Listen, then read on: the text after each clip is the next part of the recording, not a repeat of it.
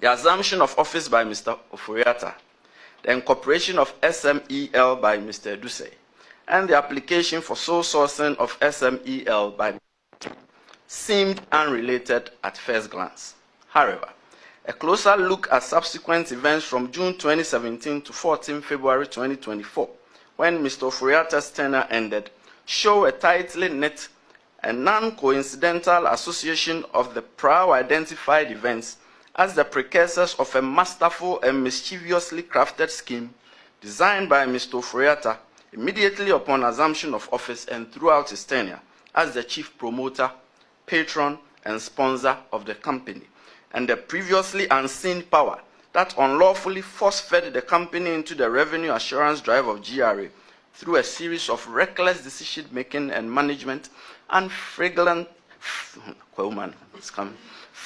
violation of statute through the use of public office for profit, contrary to Section 179C of the Criminal Offences Act 1960, Act 29. Ebusuanti OSP Kissi Agyabeng, Office of the Special Prosecutor. Sa team we sa koyi. Nana do dango kufuado, nana kalipo, nana gaga ado premai. Ono no wote sa koyi. Ebra wote abenwum afimpinu ne adwunu ene wote sa koyi na ne. Enti ase wo mo de be prosecuting nkrofo. Wo hwe na se ye hwe na wo de Ghana sika ye sabesabi nyamra nsam de bi mama ye de Ghana adwuma hye wo nsa na wo de sika ne ye de wo pa. Eno na na do kokufu de kase de wo mpekoro no kura NDC am yoku ofira ban mu no wo mo bogana koro no anti the Office of the Special Prosecutor yi eno wo mo fra ne hospital wo mra na nka wo mra ma sika ayira ne ade mu eno wo bo adwuma ma bedu brebi na na do kura tunufo a wo mfa na do kasa no kura wonti na do kura timika tes he ade we nipa we ade na be yese oh wo mfa ne ade ende wo bo adwuma ma na adwuma so Ghana fo ni na NDC fo ba yin ena ende one more say, hey, you request me tell you what by ye, Yam Pamono, and so never why ye dear, Ian Tiasie. You reckon of Rata once and some acquisition saying, one man for Trina boss and a nay. Wakasem, at ready, Bessie, dear Ghana phone henimu, and dear air beba, Efa Yura, Canoforata and send some me, and whoever.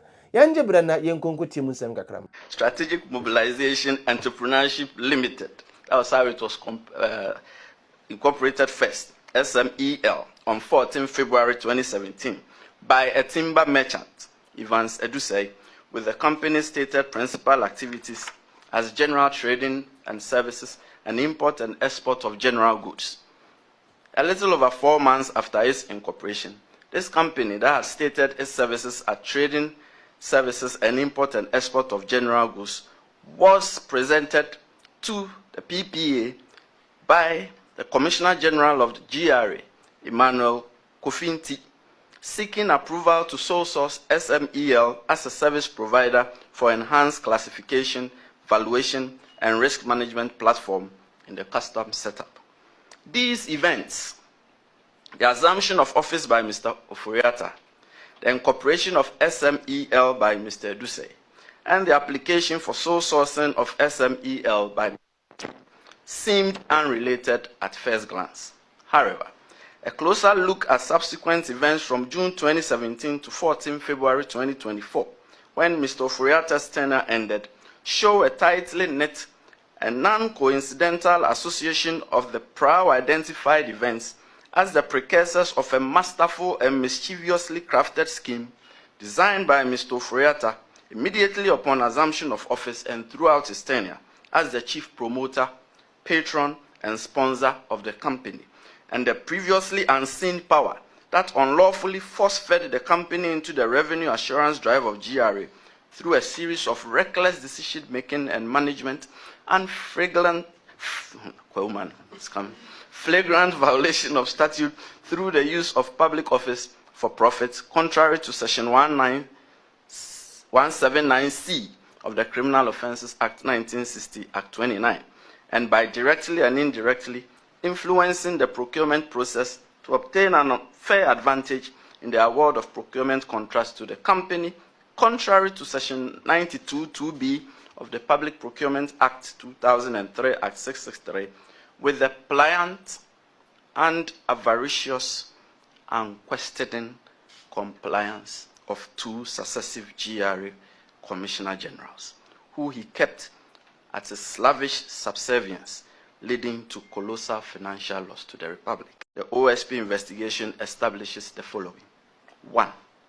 There was no genuine need for contracting SML for the obligations it purported to perform, and that the contracts were secured for SML through self-serving official patronage, sponsorship, and promotion based on false and unverified claims. 2. The SML contracts were attended by egregious statutory breaches, as mandatory prior approvals were wantonly disregarded by relevant officials who acted with increased and emboldened impunity. 3. There was no established financial management system of monitoring and verification to ensure that the Republic was obtaining the value for the money it was paying to SML, and that the payment channels to SML were set on automatic mode, detached from actual performance, causing financial loss to the public. By a letter dated 16 June 2017, Mr. Inti, then as Acting Commissioner General of GRA, requested PPA for approval to engage SMEL through single source procurement under Section 40A and B of the Public Procurement Act for enhanced classification, valuation, and risk management in the context of the payment of duties and levies on imported goods. The request stated that there were incidents of same goods given different classification and duties which were giving rise to challenges and undue delays at the ports of clearance, and that SMEL would address these challenges faced by GRA to allow for full, smoother, and better services in the customs processes and procedures. The request touted SMEL as having particular interest in providing effective and measurable solutions for the enhancement of government revenue, and that SMEL also enjoyed financial and technological backing from its investors, one of which was Cotecna SA, described as a multinational company well versed in the business of inspection, testing, certification, and the provision of tailor-made information technology solutions. The request further stated that though Cotecna SA had given SMEL the right of ownership, Cotecna SA would provide, implement, and maintain a comprehensive information technology platform that includes its proprietary systems for classification and valuation known as ValueQuest and Executive Reporting System ERS, and that these solutions would ensure full integration with the systems in the customs chain at the time to further enhance the purpose of the exchange of information between the systems. The request was both irregular and perplexing.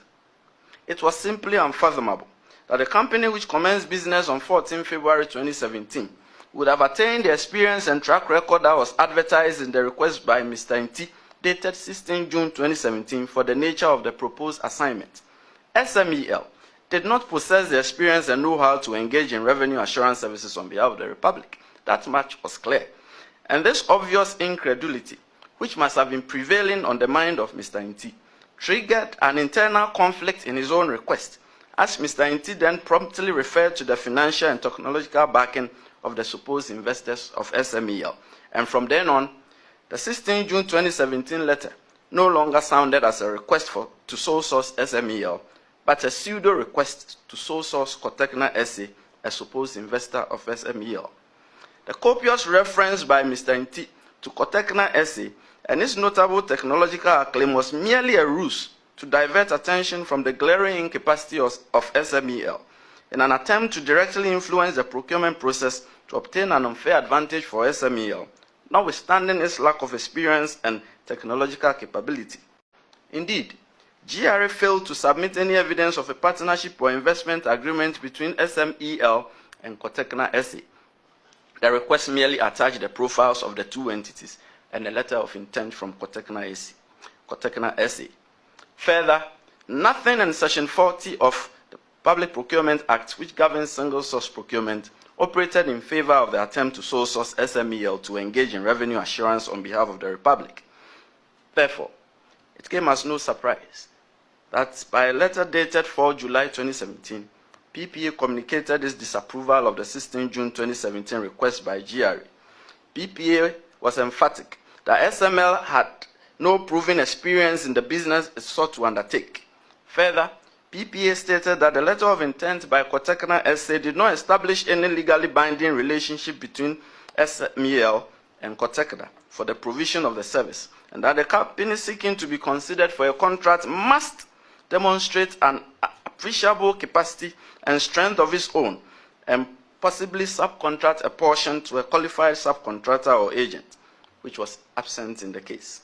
Seeing that PP had not responded to the second GRA application 6 weeks after the request was transmitted, and the powerful behind-the-curtain chief promoter, patron, and sponsor of SMEL, Mr. Ofori, was insistent on pushing the company into revenue assurance space through Mr. Inti. Mr. Inti repeated the second application by GRA to PPA for the sole sourcing of SMEL and Ghana Link by a letter dated 14 September 2017, which was almost word for word with the 1 August 2017 request. PPA certainly had had enough by this time, and it responded by a letter dated 29 September 2017 and rejected the second repeated GRA request.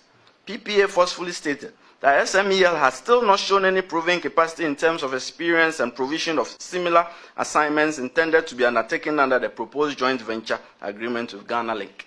PPA also noted that the relationship between SMEL and Ghana Link did not provide the needed joint capacity to undertake the assignment, since SMEL would not be responsible for the bulk of the assignment by GRA's requirements.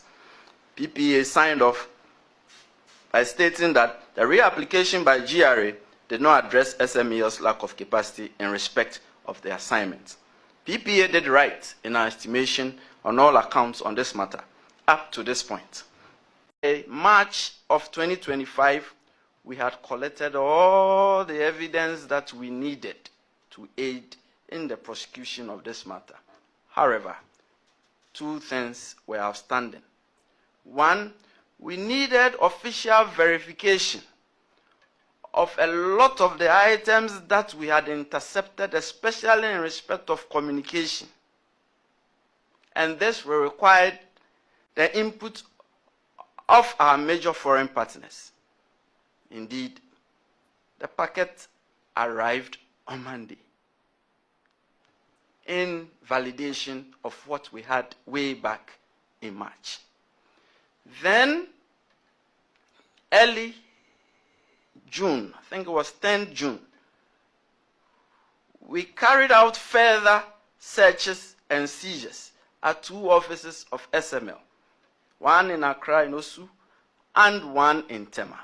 And there we retrieved computer servers and hard drives that had to be subjected to forensic examination. This work is not done overnight. And it is upon this reason that we informed the Attorney General when we kick-started the extradition process that the dockets had not been bound up yet because we were waiting for something. At the OSP, we do not talk lightly. We knew what we were waiting for, and we have them fully now. We have uncovered all that is contained on the computer servers and the hard drives. And now on Monday, with the gracious assistance of our major foreign partner, we have the validation of the evidence that we had way back in March 2013. Past few weeks, we are once again drawing negative flag that we who put him on our list of wanted persons, that the OSP that declared him wanted, that the OSP that declared him a fugitive from justice, that the OSP that went to Interpol in record time of 48 hours and placed him on Interpol's red notice, we were stalling the case and that we were wasting time. But once again, as I said, we knew what we were doing and we knew what we were waiting for. And last week when the Attorney General addressed the media, he said something very poignant. He said, these financial investigations require time and patience. And we ask, give us that regard of time and patience, we will deliver the results we wanted, like this. And as I said, before the expiration of November 2025, we will charge all these persons that I listed before the criminal courts. We will not stultify our own investigations. We will not delay our own investigations. We would do it right. We will be patient. We will be meticulous. We would have all the expertise in the world examine all, because we only have one shot at these criminal cases. We cannot go back, forth with it. Following these setbacks, a simple but clever second plan was implemented to ensure that the company will certainly be awarded public procurement contracts for revenue assurance, come what may. On 22 November 2017, Strategic Mobilization Enhancement Limited, SMEL, changed its name to Strategic Mobilization Ghana Limited, SML. Only the name changed. Everything else remained the same, including personnel and lack of expertise and capability. By a letter dated 30 November 2017, Mr. Edusei, the timber merchant, informed GRA of the name change while reserving the binding and full effect of all prior transactions. 7 months after the name change, GRA and MOF commenced the unlawful award to SML of a string of specialized revenue assurance public procurement contracts running into late 2023 in respect of transaction audits and external price verification, downstream petroleum, upstream petroleum, and the mineral sector. I announce to you, as we did by way of our press statement last week, that we are in full collaboration with the Attorney General's Department. We cannot work against each other. We are working for the same cause, which is the cause of the Republic of Ghana. And we cannot be at loggerheads. We cannot be in dispute. Sometimes personalities and how one wants to do something may clash a bit, but that should not be taken as dispute or disagreement. Many of you do not know my relationship with the Attorney General. He is like a big brother to me. He taught me at Legon, and he also was part of my training. Indeed, we formed the firm together. And indeed, I was like his foreman even when he was putting up his first building in Accra. This is our relationship. The relationship is such that because he trained me and he taught me, I have a bit of him in me. He doesn't have a bit of me in him. And so sometimes my display of his bit in me stirs him up a bit. But at the end of the day, just as we were doing in private practice, we will bicker at home. But our product, when we finally churn it out, will be most robust and most fruitful. And this is our promise to Ghana, that we are working together. We cannot but work together, and we are going to work together in full collaboration, see to the end of this matter. As part of the process, the OSP will seek to recover the financial loss caused to the Republic from the persons listed above. Also, the OSP will recover a total amount of 125 million cedis from SML by way of a disgorgement of unjust enrichment of overpayment, by the return of the benefit of this amount it obtained unfairly at the expense of the Republic. This amount was arrived on two considerations. First, the participation of SML in the public revenue assurance regime was based on largely undeserved automatic payments detached from performance. Second, the figure was adjusted on a quantum meru basis. This is a legal doctrine that developed the English common law as a form of implied contract or quasi-contract to ensure that the person who conferred a benefit on another received compensation, even when no valid contract existed. The courts introduced the doctrine as an equitable remedy to prevent unjust enrichment, recognizing that fairness sometimes required payment even without an enforceable agreement.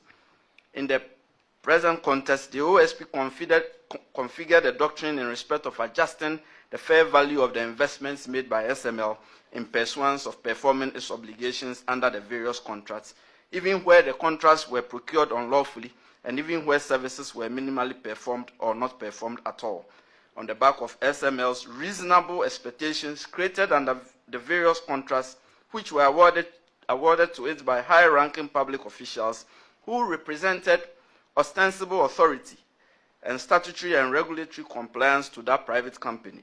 The investments include the setting up and maintenance of 2 offices by SML, one in Accra and the other in Tema, the hiring of employees, the payment of employees' salaries and attendance statutory payments, the acquisition of vehicles, the acquisition of and installation of ultrasonic meters and automatic tank gauges, and the procurement of a transaction value assessment system, TVAS.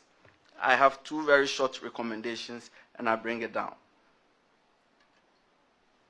The circumstances surrounding the enforced insertion of SML in the nation's quest for increased revenue were regrettable, unlawful conduct, and reckless financial decision-making.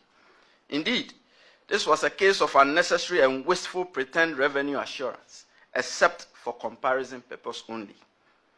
Even then, the basis of the supposed comparison was a collection of disappearing acts of no worthy utility. And even now, some officers of GRA are issuing letters and statements along the lines of the pretense that this has been worthwhile for the nation. Such statements are feeble attempts at face saving, and they do not operate to extinguish the criminal culpability of the public official promoters, sponsors, and patrons of SML.